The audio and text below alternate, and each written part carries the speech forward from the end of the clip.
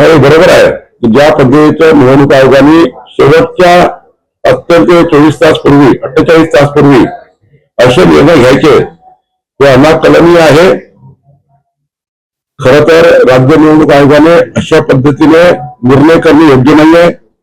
ते कुठल्या नियमात केलं, कुठल्या नियमात बसून केलं त्याचा अभ्यास करावा लागेल. पण 48 तास पूर्वी आपण असे निर्णय घेतो, ही निवडणूक रद्द करा, ती निवडणूक रद्द करा.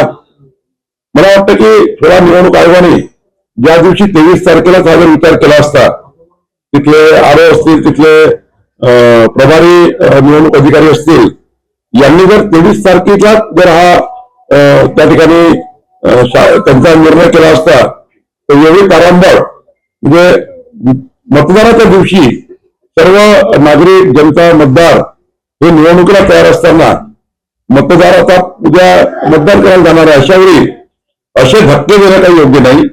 कुठल्या नियमात त्यांनी केला बघावे लागेल.